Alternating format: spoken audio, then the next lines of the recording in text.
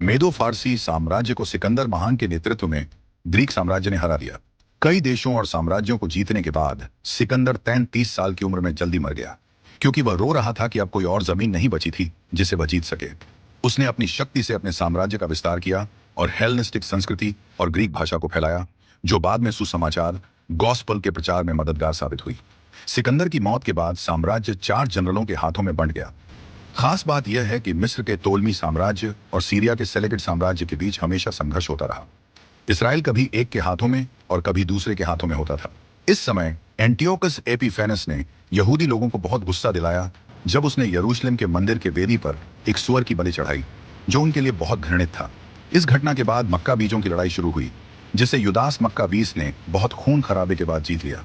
फिर 63 ईसा पूर्व में पोम्पे ने यरूशलेम पर हमला कर लिया और रोमियो ने इजराइल पर कब्जा कर लिया। इसके बाद हेरोद महान ने शासन किया। हेरोद एक अच्छा प्रशासक था। उसने यरूशलेम के मंदिर का विस्तार और सजावट की, कैसरिया में बंदरगाह बनवाया, जो अंतर्राष्ट्रीय व्यापार और मिशनरियों की यात्रा के लिए मददगार साबित हुआ। उसने मसीदा किला और कई महल और किलों का निर्माण किया। हालांकि हेरोद एक असुरक्षित और हिंसक आदमी था। उसे हमेशा अपने सिंहासन के खोने का डर था। उसने 10 बार शादी की और कई बच्चे थे। जब हेरोद ने मारनम नाम की एक शाही परिवार की महिला से शादी की, तो उसे अपने सिंहासन के खोने का डर था।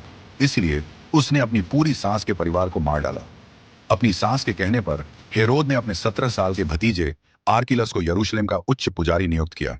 लेकिन बाद में जब हेरोद ने देखा कि आर्किलस लोगों में पसंदीदा हो रहा है, तो उसने उसे भी मार डाला।